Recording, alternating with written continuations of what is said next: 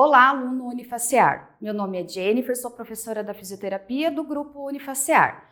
Nessa aula, iremos fazer uma breve revisão sobre a anatomia básica.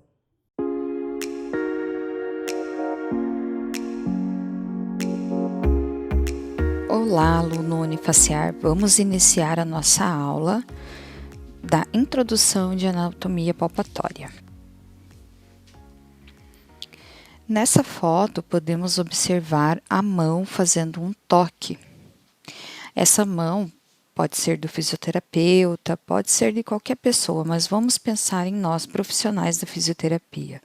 O quão é importante sabermos fazer o toque no nosso paciente. Saber aonde palpar, por que palpar, como palpar. Nesse caso, está sendo avaliado o músculo subescapular. E se eu precisasse saber para qual sentido vai a fibra do meu músculo? Então, a palpação, ela nos ajuda a compreender melhor o movimento do corpo, fechar um diagnóstico, fazer um diagnóstico diferencial. Então, em meio hoje de tanta tecnologia, muitos profissionais têm perdido esse feeling do toque, mas para nós profissionais fisioterapeutas, ele é fundamental. Como eu já falei, pode ser que seja numa avaliação para fechar um diagnóstico, mas até mesmo durante o atendimento. Às vezes precisamos fazer determinadas manobras com o paciente, como uma liberação miofascial, que precisamos saber fazer o toque e precisamos encostar no paciente. Não tem como fazer ser encostado no paciente. E o que o fisioterapeuta tem de ferramenta, geralmente? As mãos. Claro, existem outros mecanismos para fazer liberação miofascial, existem outros instrumentos, mas o principal instrumento de trabalho do fisioterapeuta são as mãos. Então, para falar da anatomia palpatória, nós iniciaremos fazendo uma revisão da anatomia. Então, por que a posição anatômica ela é tão importante? Porque ela é um consenso. Então, em qualquer lugar do mundo, para quem é da área da saúde, tem que saber qual é a posição anatômica correta, pois através dela nós podemos identificar estruturas, podemos falar aonde fica essa estrutura. Então, de acordo com a descrição da medicina ocidental, a posição anatômica é o corpo ereto, a face voltada para frente, os pés paralelos, os membros superiores ao lado do corpo com o antebraço estendido e a palma das mãos voltadas para frente. Então, só reforçando que essa posição ela serve para descrever a localização das estruturas anatômicas e para descrever os movimentos das diversas partes do corpo. Observe bem a imagem ela dá a posição anatômica correta, a qual nós nos devemos sempre basear. A partir da posição anatômica, nós conseguimos definir alguns termos e direções. Então, por exemplo, a figura do lado esquerdo está mostrando a região anterior, a região posterior, a superior e a caudal. Já a figura da direita, ela está dando outras direções. Por exemplo, membro superior e membro inferior, nós temos proximal e distal. Então, tudo que for próximo ao centro do nosso corpo, que está sentido mais próximo do tronco, da estrutura entre tronco e pelve, nós sempre vamos chamar de proximal. Tudo que está mais para a periferia, sentido de mãos e pés, nós chamaremos de distal. E também temos a questão da classificação entre lateral e medial. Tudo que está mais próximo ao tronco e à pelve é chamado de medial, e tudo que está mais externo, sentido braço, nós vamos chamar de lateral. Veja como é importante a gente compreender esses termos e direções. Por quê? Porque o corpo faz movimento e nós precisamos ter essa noção para poder avaliar os movimentos. Ainda sobre as divisões que podemos dar no corpo a partir da posição anatômica, temos os planos de movimento. Por que precisa ter o plano de movimento? Porque o corpo humano ele possui muitos movimentos complexos e para que a gente possa compreender melhor, o corpo ele foi dividido em planos e eixos, como podemos observar na figura. Então, a figura ela está mostrando que o corpo ele é dividido em superior e inferior. Ele tem a região medial, que está ali entre as pernas, ou seja, tudo que é para dentro. Nós ali temos o plano transversal, o sagital mediano, o coronal. Então, veja que isso nos facilita muito para compreender os movimentos do corpo humano. Vamos falar agora sobre a divisão dos planos. Então, o plano sagital, ele é o plano que passa pela linha média do corpo. Assim, os planos paralelos a este denominam-se parasagitais.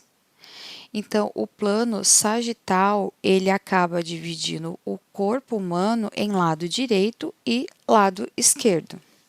Já o plano frontal ou plano coronal é qualquer plano vertical que corta o corpo perpendicularmente ao medial ou ao sagital. Então, podemos verificar que o plano frontal ou coronal, ele acaba dividindo o corpo humano em região anterior e posterior. Já o plano horizontal ou plano transverso, ele é qualquer plano localizado perpendicularmente ao plano sagital e ao plano frontal. E se observarmos bem na figura, vemos que ele divide praticamente o corpo ao meio, definindo duas posições, superior e inferior.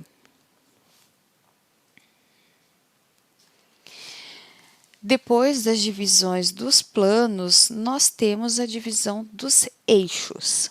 O eixo antero-posterior ou ventro-dorsal, ele tem uma direção horizontal e perpendicular ao plano frontal. Já esse eixo atravessa o corpo de anterior para trás. Já o eixo longitudinal ou crânio caudal tem a posição vertical e perpendicular ao plano horizontal.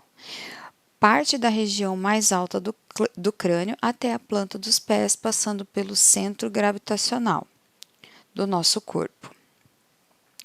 E o eixo látero-lateral, ele tem a direção horizontal perpendicular ao plano sagital.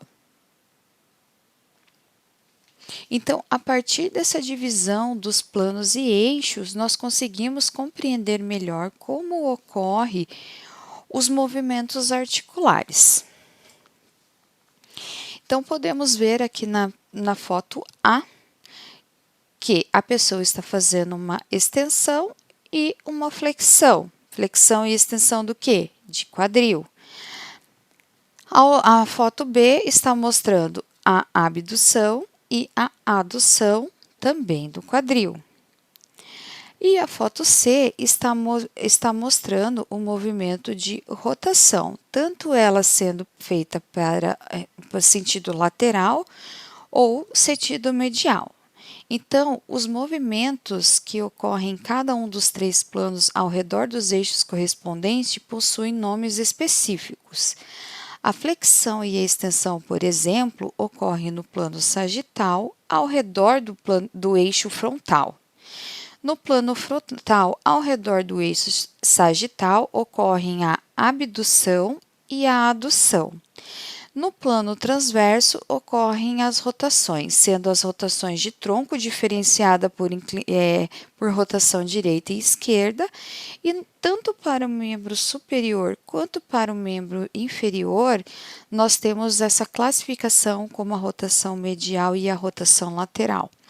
Podemos observar como o movimento ele acaba ficando mais claro com essas divisões. E através disso nos facilita muito para fechar um diagnóstico e até mesmo saber o que palpar e em que momento fazer a palpação no nosso paciente. Recapitulando, o nosso corpo humano ele é formado basicamente por 3 tipos de tecidos. O tecido epitelial, o tecido conjuntivo, o tecido muscular e o tecido nervoso. O que é um tecido? O tecido ele é um grupo de células que apresentam estrutura e função semelhantes. O corpo é composto de 4 tipos básicos de tecido, como eu já comentei, sendo um tecido de revestimento, denominado epitélio, um tecido de sustentação, chamado tecido conjuntivo, o tecido muscular e o tecido nervoso. Agora, nós vamos recapitular, tecido por tecido, quais as suas funções. O tecido epitelial ele é responsável por fazer absorção, secreção e excreção. Já o tecido conjuntivo, ele é um tecido que faz preenchimento, ele tem elasticidade e também faz proteção.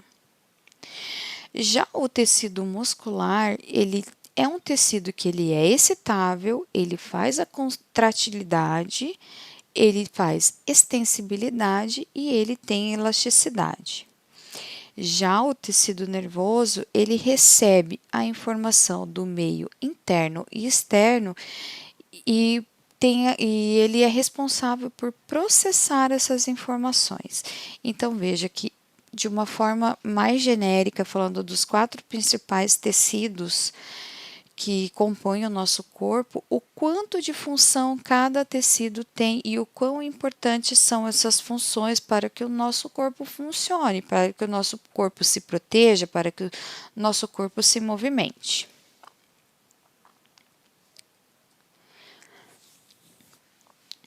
Então, associado ao movimento, vamos falar das estruturas que são responsáveis por isso. A primeira estrutura a qual falaremos é o osso. O osso ele é um tecido conjuntivo de sustentação formadas por fibras de colágeno e minerais, que formam o nosso esqueleto humano. Suas funções compreendem formar um arcabouço que sustenta o corpo e permite o movimento, protege estruturas frágeis como o encéfalo e a medula espinhal, e também outros órgãos. Ele é responsável por armazenar minerais como fosfato e cálcio e constitui um local onde ocorre a hematopoiese, que é a produção das células sanguíneas. E os nossos ossos, eles possuem formas diferentes e podem ser longos, curtos, planos e irregulares. Então, vamos pensar da seguinte forma, que sem o tecido ósseo, o nosso corpo não teria a capacidade de ficar em pé, nós não conseguiríamos deambular, não conseguiríamos sentar, nos levantar, porque a gente precisa dessa estrutura mais firme para nos dar a sustentação. E vamos pensar também o quão é importante o osso na questão da produção de células sanguíneas. Sem as células sanguíneas, nós não temos troca de oxigênio, nós não temos nutrição para os nossos tecidos. E outro fator importante são os ossos que protegem o nosso cérebro, a nossa medula espinhal, o nosso coração, o nosso pulmão. As últimas vértebras conseguem fazer a proteção dos rins. Então, observem a complexidade que é o osso e o quanto precisamos dele para que possamos ter uma qualidade de vida boa. Ainda em estruturas relacionadas ao movimento, precisamos falar dos ligamentos. Então, os ligamentos eles são estruturas fibrosas constituídas de tecido conjuntivo denso que se interligam entre os ossos. Impedem alguns movimentos em articulações e contribuem para a estabilidade articular. Como os músculos e tendões são considerados estabilizadores dinâmicos em virtude da capacidade de contração e alongamento, contribuindo assim para o movimento, os ligamentos são considerados estabilizadores estáticos, pois resistem à tensão sem se contraírem. Então, o que podemos observar aqui na nossa imagem? A imagem ela está mostrando o complexo articular do joelho. Ali é onde ele está mostrando o ligamento cruzado posterior e o anterior, e o ligamento colateral lateral e o colateral medial. Se não fosse pela ajuda dos nossos ligamentos, nesse exemplo, o nosso joelho seria uma estrutura totalmente instável. Nós faríamos muito movimento de gaveta, que é a avulsão, que seria o joelho, o fêmur em relação à tíbia, fazer um movimento de gaveta no sentido anterior e posterior. E se não fosse os ligamentos colateral lateral e o colateral medial, o nosso joelho ele seria capaz de ir da direita para a esquerda, ou seja, não teria. Claro que ele auxilia muito essa estabilidade, mas se não fosse pelos ligamentos, não conseguiríamos caminhar normalmente. Com certeza, pela falta da estabilidade estática, o risco de queda, o risco de fazer uma lesão severa seria muito grande. Então, não podemos deixar de fora a importância dos ligamentos para o nosso movimento. Agora vamos falar sobre o músculo. O músculo ele produz movimento ao tracionar o tecido conjuntivo denso, que constitui os tendões e se fixa ao periósteo.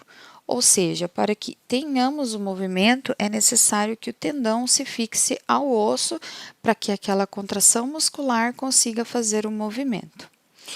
E os músculos eles podem ser classificados em 3 tipos.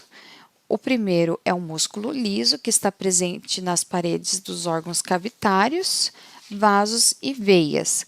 Por exemplo, a bexiga é um órgão que tem músculo liso.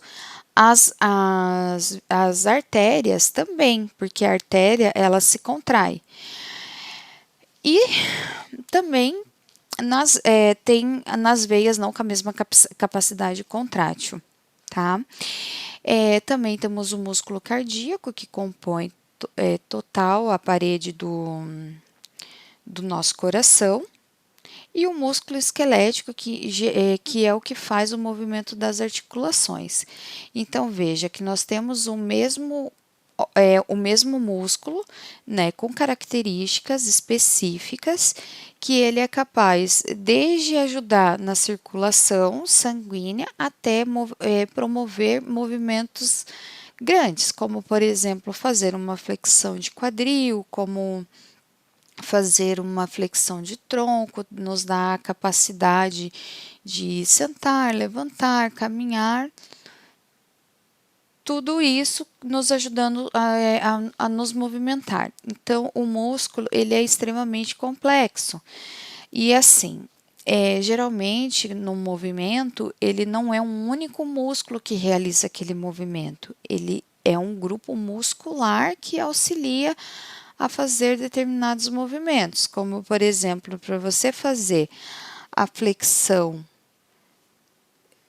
de cotovelo, nós precisamos do bíceps braquial, nós precisamos do braquial para poder fazer esse tipo de movimento. E se formos observar em questão de angulação, é um movimento que precisa de muito, que envolve uma angulação muito grande, ou seja, envolve um esforço muito grande. Então, o músculo ele tem a capacidade de fazer essa contração e juntamente com o tendão para fazer esse movimento. E para que esse movimento se realize, é necessário que o tendão esteja ligado ao músculo. Agora falaremos especificamente dessa estrutura tendão. O tendão ele é composto por um tecido conjuntivo denso que envolve o músculo e converge para formar um tendão, que conecta o músculo ao osso, que é como já comentamos no slide anterior. Contém uma quantidade abundante de fibras colágenas que proporcionam força e elasticidade aos tendões à medida que transmitem as forças geradas pelo músculo para movimentar.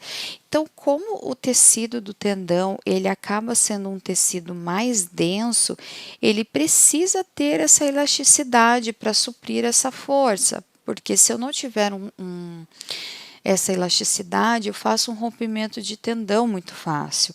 Então, podemos observar a importância que ele tem. Por isso que quando temos uma inflamação, por exemplo, uma tendinite, fora o quadro álgico, aquele quadro da dor, o movimento geralmente fica comprometido. Por exemplo, se eu faço uma abdução de ombro num ângulo de 180 graus, com certeza, quando eu tiver, dependendo do nível da lesão que eu tiver no meu tendão, para eu conseguir fazer todo esse arco de movimento completo, vai ser muito difícil, tanto pela falta de força, por causa da lesão desse tendão, tanto pelo o quadro álgico. Geralmente, as limitações elas são muito mais por quadro álgico, numa situação mais aguda, do que por falta de força, mas temos que entender temos que lembrar que uma coisa acaba puxando a outra. Se eu não tiver um tendão íntegro e se eu tenho um tendão íntegro e não tenho um músculo forte, eu também não vou conseguir fazer o arco movimento completo. E a partir do momento que eu sei como funciona tanto o músculo quanto o tendão, eu já consigo identificar pelo movimento qual é a estrutura minha que está com algum tipo de lesão, com algum tipo de problema para eu poder avaliar da melhor forma possível o meu paciente. Então, vejamos. Aqui na figura, nós temos o tríceps sural, né? O músculo da panturrilha. A gente consegue verificar que ele se converge em duas origens. Imaginou se esse tendão, o nosso tendão calcanear, também chamado de tendão de Aquiles, não tivesse a flexibilidade que ele tem, né, a elasticidade que ele tem através das fibras colágenas. Pelo movimento que a gente consegue fazer, tanto de dorsiflexão quanto de plantiflexão, ele seria um movimento limitado. E pessoas com lesão nesse tendão, ela tem uma alteração na marcha. Por quê? Porque ela não vai conseguir fazer a plante e a dorsiflexão de forma correta. E isso pode até aumentar o risco de quedas. Então, vejamos quanto cada estrutura que possuímos no nosso corpo é importante. Agora falaremos da fáscia. A fáscia ela é uma membrana delgada constituída de tecido conjuntivo frouxo ou denso que reveste estruturas do corpo, protege e reúne em uma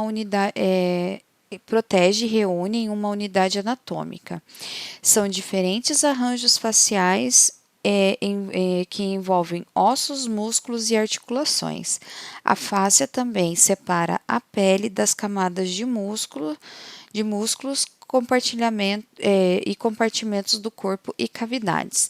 Então, agora vamos pensar.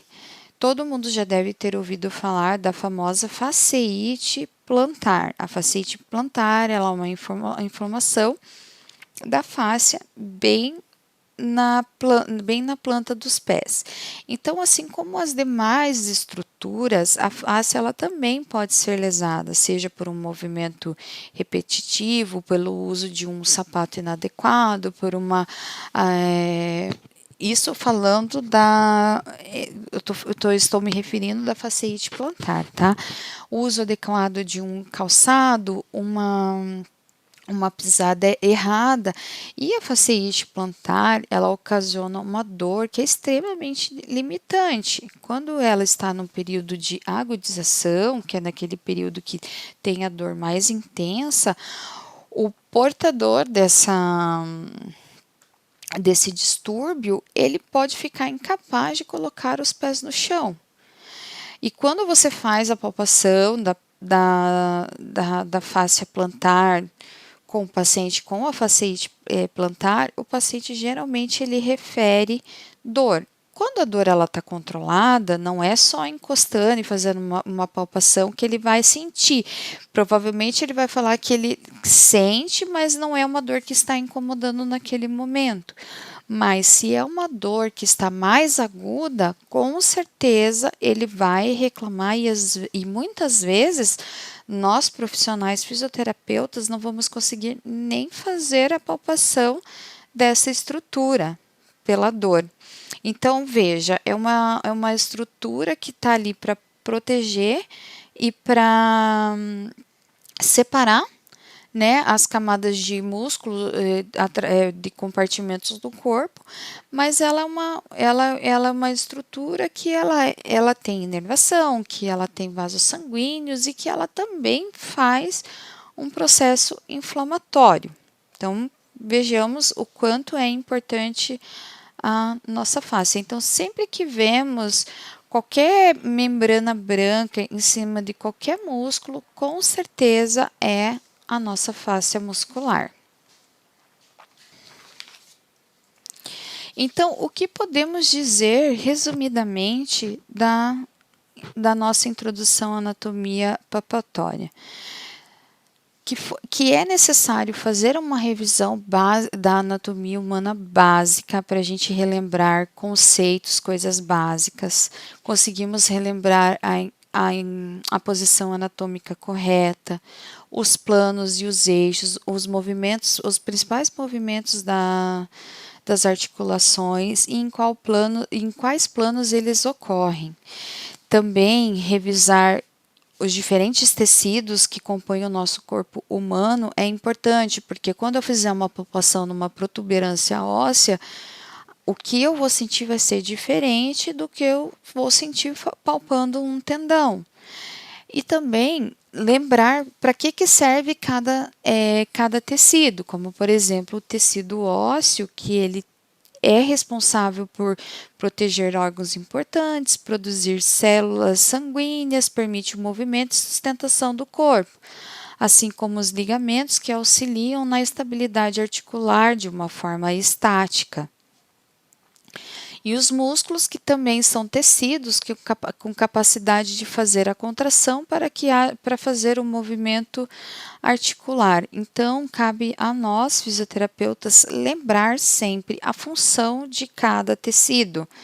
Porque se eu chegar e palpar, por exemplo, um tendão que está muito enrijecido, eu já posso desconfiar que naquele tendão eu estou tendo um acúmulo de minerais, geralmente o cálcio, por algum motivo. E o tendão, quando ele vai perdendo a sua capacidade elástica, quando ele vai perder, quando as suas fibras colágenas vão sendo substituídas por fibras mais firmes, com certeza o risco de lesão, de rompimento pelo enrijecimento desse tecido é muito maior.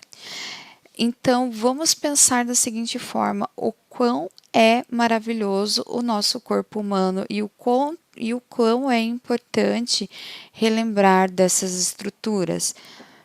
Pessoal, fisioterapeuta não funciona sem o toque e a anatomia palpatória, ela tá aí para isso. E relembrar os conceitos é sempre bom, porque às vezes entramos num piloto automático que esquecemos de conceitos básicos, isso é normal, mas sempre relembrar, ter isso em mente, que é uma coisa muito básica, é fundamental. Agora que a gente já relembrou um pouco da parte básica, você pode se aprofundar com os demais materiais e também com as referências bibliográficas que a gente deixa para vocês no final da aula. Então, tenha bons estudos. Essa aula de revisão serviu para facilitar os estudos da anatomia. Lembre-se de estudar o material de apoio no AVA e responder ao questionário. Bons estudos!